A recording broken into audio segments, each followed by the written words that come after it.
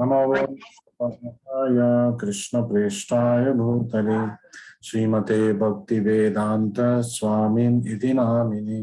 नमस्ते सारस्वते देवे गौरवाणी प्रचारिणे निर्विशेषा शून्यवादी पाश्चात्य देशधारिणे। जय श्री कृष्ण चैतन्य प्रभु नित्यानंद श्री अद्वैत गदाधर श्रीवासदि गौर भक्त वृंद। हरे कृष्णा कृष्ण कृष्ण हरे हरे, हरे राम राम राम हरे हरे। हरे कृष्णा कृष्ण कृष्ण हरे हरे, हरे राम राम राम हरे हरे। हरे कृष्णा कृष्ण कृष्ण हरे हरे, हरे राम राम राम हरे हरे। श्री श्री राधा वृंदावन चंद्र की जय, श्री श्री गौर निताय की जय, श्रीमद् भगवद गीता की जय, जगत गुरु श्रील प्रभुपाद की जय। We were doing chapter 4 and we completed shloka number 16 in the last class. That means we have entered the section 3 of chapter number 4.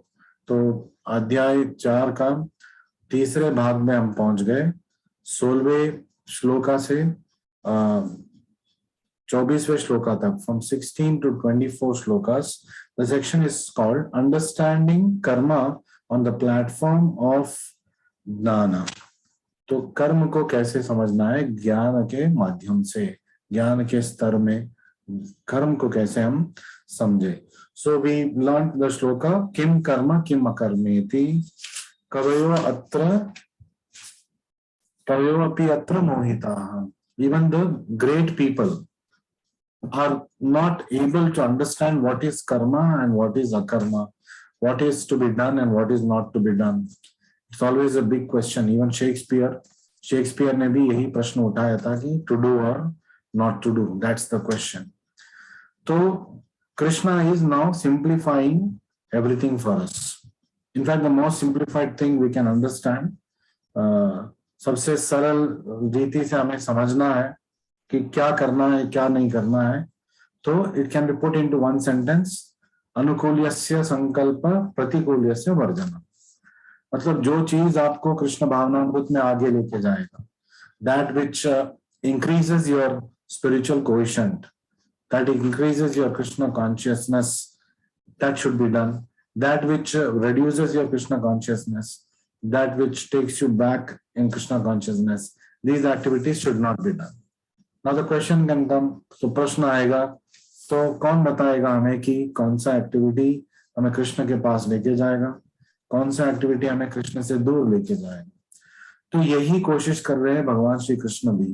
तो Krishna in the 14th chapter, I mean in the 4th chapter, Krishna चौथे अध्याय में दिव्य ज्ञान के सहारे, by the medium of transcendental knowledge, is trying to tell us what are the actions that are favorable for Krishna consciousness and what are the actions that are unfavorable and should be avoided. Anukulyasya sankalpa pratikulyasya वर्जना। So it is difficult to understand the Lord's plan. तो भगवान का क्या योजना है हमें पूरी तरह समझना बहुत मुश्किल होता है। So what we must do in this case, we must have complete faith in the Lord. हमें भगवान के ऊपर पूरा विश्वास होना चाहिए। रक्षस्यति इति विश्वासो। This is one of the principles of progressing in Krishna consciousness. We must always have confidence that by listening to devotees, by being in association of devotees, by taking diksha and shiksha from a guru, definitely we will be moving towards Krishna, and Krishna will definitely protect us under all circumstances. तो कृष्ण हमें हर समय हर संदर्भ में एक भक्त को वो पूरी तरह रक्षा देंगे, रक्षण करेंगे। रक्षिष्यति इति विश्वासो। In fact, in Bhagavad Gita, Krishna tells Arjuna to boldly declare. वो बोलता है तो आप इसको आप प्रोक्लेम कीजिए, आप इसको सबको बताइए कि नमे भक्त प्रणश्यति, मेरे भक्त कभी उनका विनाश नहीं होता है, मैं हमेशा उनके पीछे रह के उनका रक्षा करता हूँ। So we can see in the example of Pandavas, how though they had to go through all the karmic reactions that they had to suffer in that particular life, and many and some of things were allowed by Krishna in a toned down way, so that it is a lesson for all the general population. It's also like the Pandavas become the role models for general population. तो role model के बारे में हमने बात किया था कि आजकल कैसे रोल मॉडल है. We have some super hit movies which have come in the last month, earning more than 500-600 crores. One of the movies is about it's about glorifying a bandit, a smuggler, and these are our heroes. These are glorified, and these kind of movies garner 600 crores, 700 crores. Another movie released worldwide very recently, closely approaching 1,000 crores. What is it all about? It's all about a mafia. It's all about how a person rises up in the mafia and his personal life. The aggrandizement of crime. So these are our role models. We make them our heroes. Nothing against entertainment, but we must be very careful about whom we choose as our role models. So, but if we act, तो हमें कृष्ण का योजना क्या है ये पता करना बहुत मुश्किल होता है. लेकिन, but if we act according to the Lord's plan, then all auspiciousness will be there. लेकिन अगर भगवान की योजना में हम सहयोग देंगे, तो भगवान की योजना में कैसे पता चलेगा? गुरु के माध्यम से, भक्तों के माध्यम से. हम उनके परिप्रश्न करेंगे, हमारे समस्या बताएंगे, तो हमें वो उत्तर देंगे. ऐसे हम करेंगे तो Krishna is telling that all auspiciousness will be there. तो सारे सब कुछ शुभ होगा हमारे जिंदगी में. So focusing only on the immediate cause of suffering makes us short cited.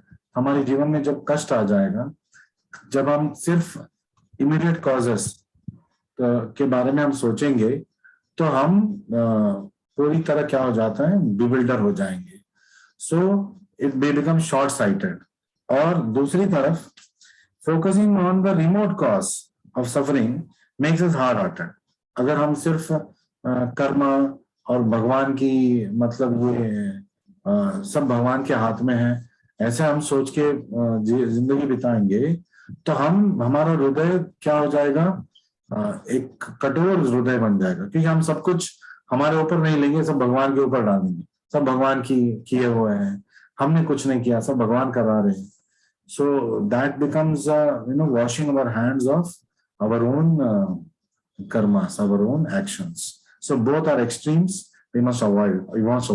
We must understand that only the current circumstances, जो माहौल मुझे समझ में आ रहा है, सिर्फ वही नहीं है मेरे जो सफरिंग के कारण है, और भगवान ही एक मात्र कारण नहीं है मेरे सफरिंग के कारण. तो इसमें बहुत सारे चीज है जो सम्मिश्रित हो जाता है. आगे हम देखेंगे भगवद गीता में कृष्ण हमें ये सब समझाएंगे. So to suffer for the consequences for our wrongdoings may seem like misfortune. तो दुर्भाग्य लगेगा हमें कि हम हमारे किए कर्म पे पश्चात मतलब अभी भुगत रहे और हमें पता भी नहीं हमने क्या किया है. लेकिन actually this very suffering can save us from greater misfortune. लेकिन जब हम इस सफरिंग से गुजर जाते हैं, तो हम एक बड़ा सफरिंग से बच जाते हैं. Like for example, when a criminal is caught and is sentenced to jail, so his crime is actually you can say that atoned for. तो वो प्रायश्चित कर चुका है. तो जब सरकार उसको न्यायालय उसको दंडित करता है, तो वही उसका प्रायश्चित है. जब वो भुगतता है, उसमें गुजर जाता है, तो उसने जो पाप किया है, whatever sins he has committed, that is removed from his life. But when he goes back and does it again he is implicated. So कभी-कभी जब हमारे जिंदगी में सफरिंग्स आते हैं, मतलब उपद्रव आते हैं, तो हम भक्त होने के नाते हमें समझना है कि this is the Lord's plan. And we being devotees of the Lord, we must have complete faith in the Lord that I was destined for even greater suffering. But Krishna has adjusted it in such a way that I am suffering as a token right now. So we will move ahead. Krishna is covering in depth the different aspects of karma. We have to do sloka number 17. Karmano hi api bodhavyam bodhavyam cha vikarmanaha akarmanascha bodhavyam gahana karmano gatihi. So what is Krishna trying to tell us here in this shloka? Karmano hi api bodhavyam bodhavyam cha vikarmanaha. So the intricacies of action are very hard to understand. तो एक जो भी चीज हमारी जिंदगी में हो रहा है वो क्यों हो रहा है, कौन से कर्म की वजह से हो रहा है, कौन सा अच्छे कर्म है, कौन सा बुरा कर्म है, कौन से वक्त में क्या कर्म हमें करना चाहिए, क्या सही है एक वक्त के लिए, तो ये समझना, like we said, it is very hard to understand. बहुत मुश्किल है समझना. Therefore, one should know properly what action is. तो हमें गुरु के माध्यम से, भक्तों के माध्यम से, भगवान की भगवत गीता के माध्यम से समझना चाहिए कि सही कार्य क्या है. And what forbidden action is, कौन सा ऐसे कार्य है हमें जो नहीं करना चाहिए. And what inaction is, ऐसा कौन सा कार्य है जो कृष्ण भावनामृत का कार्य कहलाएगा, जिससे हमें कोई रिएक्शन नहीं आएगा. सो गहना कर्मणो गतिहि. So very difficult to enter into the working order. तो सही मायने से हमें समझ के कौन सा कर्म करना है ये समझ पाना बहुत मुश्किल है. But with the help of devotees we will be able to do it. So one is serious about liberation from metal bondage. अगर हम सीरियस है कि मुझे इस भौतिक मतलब गतिविधियों से बाहर निकलना है और भौतिक जो बंधन है उससे बाहर निकलना है, तो one has to understand the distinction between action, inaction and unauthorized action. तो हमें समझना चाहिए कौन सा कार्य अनुकूल्य है, कौन सा कार्य प्रतिकूल्य है और कौन सा कार्य मतलब हमें कृष्ण की ओर लेके जाएगा, एंड कौन सा कार्य हमें नहीं करना चाहिए, अधिकृत तो नहीं है. One has to apply oneself to such an analysis of action, reaction and perverted actions because it's a very difficult subject matter. तो अपने आप में ये समझना या कोई एक्सपीरियंस्ड आदमी से भी ये समझना बहुत मुश्किल है, क्योंकि वो जिंदगी के एक्सपीरियंस से सीख चुका है. तो क्या पता वो उसका जो सीख है वो सही है कि नहीं, ये तो पता नहीं है हमें. लेकिन जो भगवान बोलते हैं, जो गुरु बोलते हैं, जो भक्त बोलते हैं, 100% सही होता है.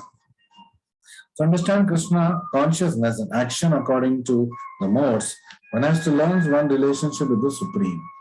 तो कृष्ण भावनामृत के जो गतिविधियां हैं उसको समझने के लिए हमें भगवत गीता का सहारा लेना है, भगवान का सहारा लेना है, भगवान में शरण लेना है, गुरु के शरण में जाना है और भक्तों के संग में हमें रहना है. One who has learned it perfectly knows that every living entity is the eternal servant of the Lord. क्योंकि हमें समझना है कि हर कोई जीव जंतु एक्चुअली भगवान का अंग है और भगवान का सेवक है. So every living entity is a servant of the Lord. You must first understand this. And then consequently one has to act in Krishna consciousness. तो ultimately हम सबको कृष्ण भावनामृत में आना ही है. So we have to someday or the other come into Krishna consciousness. ये life में नहीं है तो कोई और लाइफ में आना पड़ेगा. So Prabhupada says, why wait? जब हमें पता है कि this is going to be the final path, तो हमें क्यों वेट करना है? और यह इससे हमें सब शुभ होगा, तो हमें और क्यों वेट करना चाहिए? हमें कृष्ण भावनामृत में डूब जाना चाहिए immediately. The entire Bhagavad Gita is directed towards this conclusion. तो भगवद गीता में सारे जो हम श्लोक हम पढ़ते जाएंगे अभी, it is moving in this direction. What direction? Ultimately, when Krishna will tell, सर्वधर्मान परित्यज्य मामेकम शरणं व्रज. इसमें नहीं ये सब छोड़ो, आप मेरे शरण में आओ, मेरे मैंने जो भगवत गीता में कहा है वैसे आप अपने जिंदगी को आगे लेके जाइए, गुरु के मार्गदर्शन में जाइए. So any other conclusions against this consciousness and attendant reactions are vikarmas. और जो भगवत गीता के विपरीत है वो विकर्म है. अगर भगवत गीता में ऑथराइज नहीं है वो विकर्म है.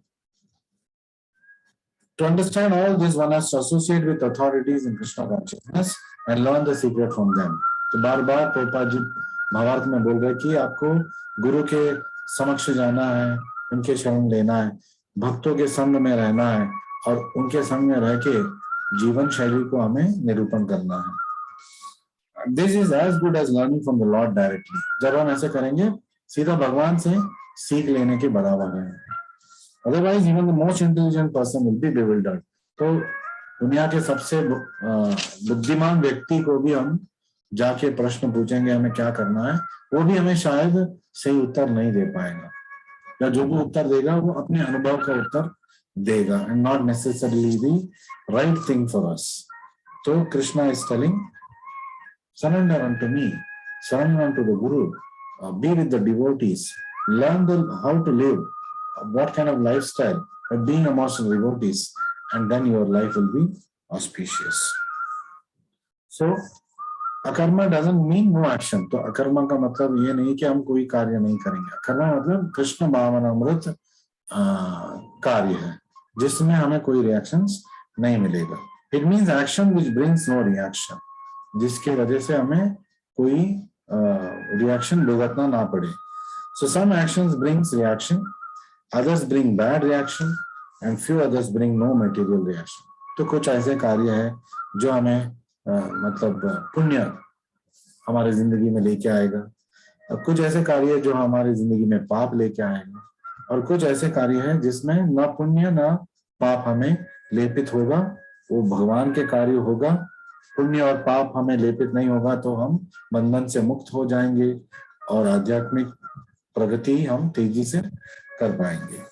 So this is what we are learning from shloka number 17. So basically the question to ask should be why this is, it should not be why this is happening to me. मेरी जिंदगी में ये क्यों होगा. ये पूछने से बेहतर प्रश्न है कि अब मुझे क्या करना चाहिए. What now? बेटर क्वेश्चन है अब तो हो गया है, भगवान ने सैंक्शन कर दिया है, तो अब मुझे आगे जिंदगी में क्या करना चाहिए. So many times we're stuck in that gear. Why me? Why in my life it's happening like this? मैंने किसी का कुछ नहीं बिगाड़ा है apparently, क्योंकि आप सिर्फ इस जिंदगी के बारे में जानते हैं. और जब हम ऐसे सोचते हैं we become what is it? Myopic, short-sighted. So the best way to deal with this situation is what should be done now. That is the right question. तो मुझे अभी क्या करना चाहिए. तो गुरु के पास जाना चाहिए, भक्तों के पास जाना चाहिए, प्रश्न पूछना चाहिए और उनसे उत्तर लेके हमें जिंदगी को आगे लेके जाना चाहिए. So this law of attraction, which is very famous, the secret, which became very famous in the last few years. What is it? Nothing but law of karma. We attract all the things we are attracting in our life is because of what we have done.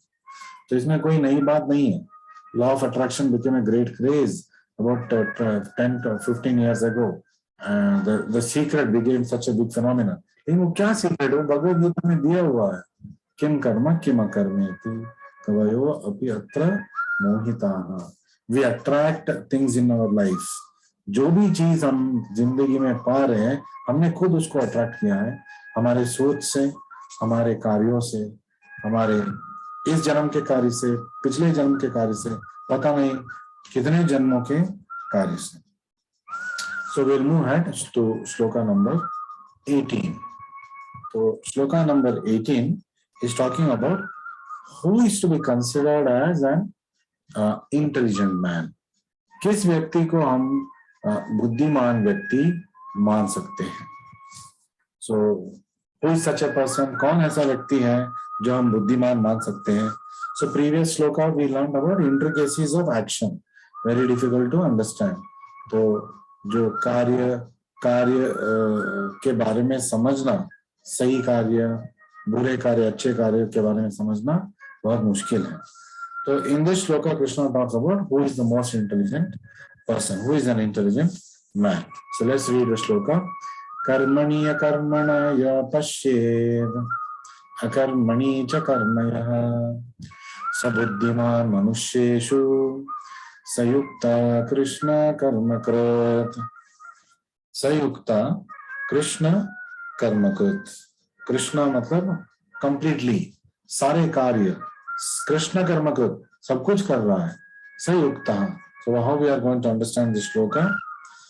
One who sees inaction in action, कर्मणि अकर्म या पश्येद, जो कार्य में अकार्य को देखता है.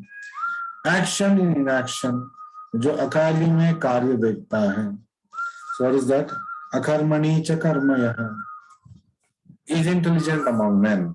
सब बुद्धिमान मनुष्येषु, ये मनुष्य में बुद्धिमान व्यक्ति है कि वो समझ रहा है कि जो वो कर रहा है, जो लोग कर रहे हैं, उसके पीछे बहुत सारे फैक्टर्स हैं, और जो समझ रहा है कि जो वो नहीं कर रहा है उसके पीछे भी बहुत सारे फैक्टर्स हैं. So decisions are made based on lot of things. हमारी जिंदगी में हम डिसीजंस कैसे करते हैं? We consider many factors. हमारी जिंदगी में जो भी हो रहा है, many factors play a role. It's not just one single factor, not simply my action. Many people say, if I work hard, I will get success. Yes, there's a good chance of you getting success, but it's not a guarantee to get success because there are many other factors, circumstance, your previous actions, the Lord, and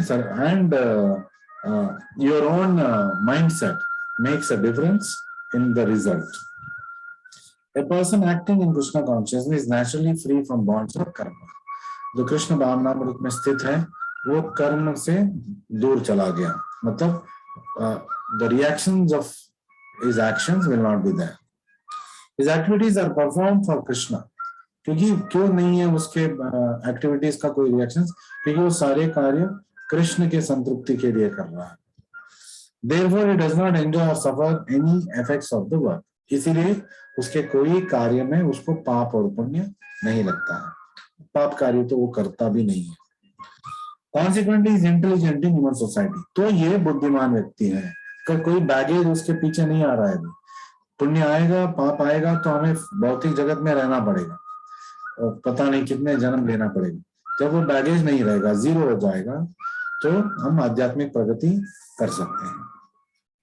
तो akarma means without reaction to work. तो हमें अकर्म के ओर में जाना है. अकर्म का मतलब है कृष्ण भावनामृत कार्य, सर्विस टू द लॉर्ड.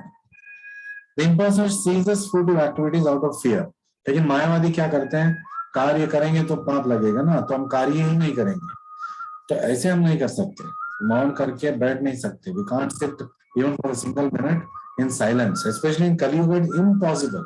पिछले युग में हो सकता था, सत्य युग में, त्रेता युग में कुछ स्तर पे, द्वापर युग में मुश्किल से, लेकिन कलयुग में इम्पॉसिबल है. It's not possible. So we must be engaged in some activity. So what activity must be engaged in? In Krishna conscious activities. Seva to the Lord. You must go to the nearest Hare Krishna center, nearest Hare Krishna movement center, ISKCON Bangalore group of temples, Vrindavan Chandrodaya Mandir. You must go there and we must render devotional service whenever we can, whenever we are having free time. But the personalist knows rightly his position as eternal servant of the Supreme Person Godhead. लेकिन जो भगवान को एक व्यक्ति मानता है, उसको पता है कि मैं तो भगवान का सेवक हूँ और मेरा संवैधानिक स्थिति है, मुझे सेवा करना है. चुपचाप बैठना नहीं है, मौन करना नहीं है, मुझे भगवान की सेवा करना है. So for that I have to put my hand in the wheel. I have to put my hand to the wheel and I have to move it. Therefore he engages himself in the activities of Krishna consciousness. तो बुद्धिमान व्यक्ति कौन है? जो कृष्ण की सेवा कर रहा है, ये बुद्धिमान व्यक्ति है. कृष्ण से बजे वे बड़ा चतुर.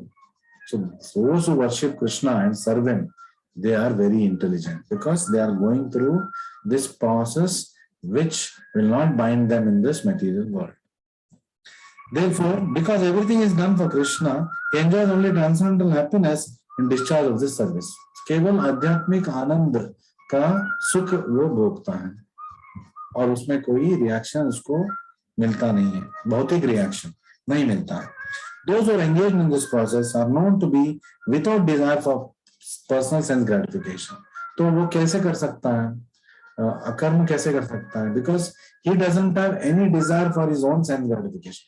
अपनी इंद्रिय तृप्ति के लिए वो कोई कार्य नहीं कर रहा है, तो जो भी कर रहा है भगवान की तृप्ति के लिए कर रहा है, तो इसीलिए no reactions for him.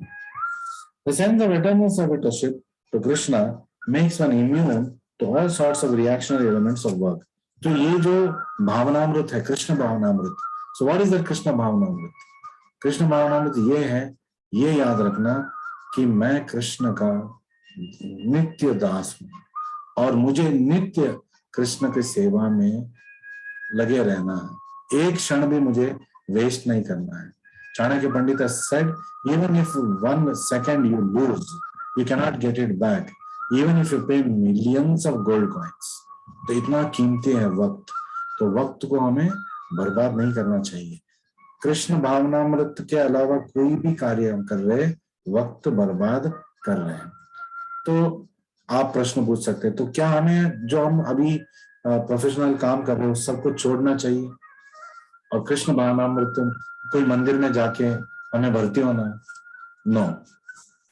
Krishna भावनामृत कार्य मतलब your profession itself you can Krishnaize, you can spiritualize. How? You offer your fruits to the Lord. You offer the fame, the fortune that you're getting by your profession, everything in the service of the Lord. That is possible, and that becomes Krishna conscious activity, and you can continue to do your professional activity. But you should always keep in touch with devotees, you should keep in touch with temple, so that we don't go off track. Because the outside world is Maya Loka. Maya is Durga Devi, 10 हाथ वाली है, तो हमको ऐसे पकड़ेगी, हम उससे छुड़ा नहीं पाएंगे. So how we will be able to get over? Mama Maya Duratya, Krishna is telling. But Mameva ye prapadyanti. But surrendering to me, Maya netam tarantite. तो तुरंत हम माया से दूर चले जाएंगे. माया हमारे पास भी नहीं आएगी. जहां पे सूर्य है वहां पे हमें अंधकार नहीं मिलेगा, पास दूर दूर तक अंधकार नहीं मिलेगा. Shadow is a different thing. Shadow is not called as andhakar. So we should not get confused. So we will move on to shloka number 19. So after studying who is the most intelligent man, we are now going to go to another shloka that Krishna talks about karma and the intricacies of karma. So in shloka number 18, what would we study? This shloka is not only just a tongue twister. हमने जो श्लोका पढ़ा, कर्मणा कर्मणि अकर्मया पश्येत् अकर्मणि च कर्मयः, and also previous shloka, the कर्मणो हि अपि बोधव्यं बोधव्यं च विकर्मणः. So like tongue twisters there, but they're not only tongue twisters, they're also brain twisters. जो हम सही तरीके से समझ नहीं पाएंगे अपने आप से, तो कोशिश करेंगे तो हम bewilder हो जाएंगे. So we must always read under the guidance of devotees and guru. That is why you are all attending this session. तो भगवद गीता को तो आपके पास है, आप अपने घर में पढ़ाई कर सकते हो. प्रभुपाद ने सारे purports लिख दिया. He has written all purports. Still, why you have to attend sessions like this? Why you have to attend sessions in the temple? Because there we can understand the devotees' viewpoint, and we also get an opportunity to ask questions. Like, many of you after the end of the session send me questions, and I spend almost 15-20 minutes answering the questions after the session, and I send them privately on their WhatsApp because they would have sent me on their WhatsApp. You can also do that. So not doing anything is not always right. तो कुछ भी नहीं करना हमेशा के लिए सही नहीं होता है. अगर किसी को गलती से मार लग रहा है तो उसको रोकना हमारा कर्तव्य है. So we cannot just be inactive about it. वो पाप हो जाएगा. जब हम किसी अन्याय को देख रहे हैं और हम चुप बैठे हैं तो हम अन्याय के भागी हो गए, तो हमें पाप लगेगा. तो it can be offense, guilty of gross negligence. तो ये एक अपराध हो जाएगा. Example, thieves are looting but police although are watching it are not taking any action. तो सोचिए अगर कोई डकैती कर रहा है, पुलिस उसको देख रहा है और कुछ नहीं कर रहा है, कितना घोर अपराध है अपने प्रोफेशन के और मानवीयता के ओर. तो not just the police, anybody else also, if he's seeing that his neighbor is getting looted and he is not doing anything about it, then it's a big sin. So Krishna is, what is Krishna telling? Go beyond externals and the superficial and look deeper. तो भौतिक जगत में हमें फंसना नहीं है, भौतिक जगत में ही हमें घूम फिर के यही नहीं रहना है, हमें यहाँ से आध्यात्मिक स्तर पे जाना है, वहां पे हमें एक्टिव रहना है, वहां पे भी एक्टिव रहना है. ऐसा नहीं है कि हम आध्यात्मिक जगत का जाने के बाद हमें कुछ नहीं करना है, नहीं, आध्यात्मिक जगत में जाने के बाद ही हमारा सही तरीके का कार्य प्रारंभ होता है कृष्ण भावनामृत वाला. So Krishna is saying, go beyond externals, look within, look deeper. So Krishna is telling in the shloka number 19. Yasya sarve samarambha kama sankalpa varjitaha nanagni karmanam tamahu panditam buddha. Still again Krishna is talking about an intelligent person. He's talking about how karma, reactions of karma can be burnt away by bhakti. We'll read this. So who is in full knowledge is being talked about here. कौन है जो संपूर्ण ज्ञान प्राप्त कर चुका है? One is understood to be in full knowledge. तमाहु पंडितम बुधाः. एक बुद्धिवान व्यक्ति, परिपूर्ण बुद्धि वाला व्यक्ति, whose every act is devoid of desire for sense gratification. काम संकल्प वर्जितः. जो काम अपने लिए जो कुछ भी कार्य करने से मतलब उससे बाहर जा चुका है. Is said by sages to be a worker whose fruitive action is burnt up by the fire of perfect knowledge. Yasya sarve sanarambha is doing all activities, but is not doing it for himself. Kama sankalpa varjita, अपने लिए नहीं कर रहा है, भगवान की संतृप्ति के लिए कर रहा है अंडर गाइडेंस. तो उससे क्या होगा? ज्ञानाग्नि. तो ये ज्ञान के अग्नि में, ये कर्म के अग्नि में दग्ध कर्मणाम. तो this activities which is based on transcendental knowledge will burn away all the reactions for karma. So even in Brahma Samhita, Brahma says karmani nirdahati kintu cha bhakti bhajam. Karma is very difficult to overcome. Reactions to karma is very difficult to overcome, but by bhakti it can be easily overcome. Karmani nirdahati, उसको हम burn नहीं कर सकते, जला नहीं सकते, but Krishna is telling here ज्ञान अग्नि से उसको जला सकते हैं. Reactions to our karma. Brahma is telling कर्माणि निर्दहति किंतु च भक्ति बाजाम. भक्ति सेवा करने से भगवान के लिए, गुरु के लिए, भक्तों के लिए, तो हमारे कर्म हम we can spiritualize it, we can Krishnaize it, and we can burn all our good and bad karmas and be engaged only in Krishna conscious activities. So the purport is, only a person in full knowledge can understand the activities of a person in Krishna consciousness, because the person in Krishna consciousness is devoid of all kinds of sense gratifying propensities.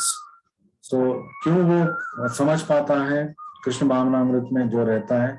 क्योंकि वो उसे पता है कि उनको केवल भगवान की सेवा करना है और उनकी संतृप्ति में ही उनका संतृप्ति ढूंढना है.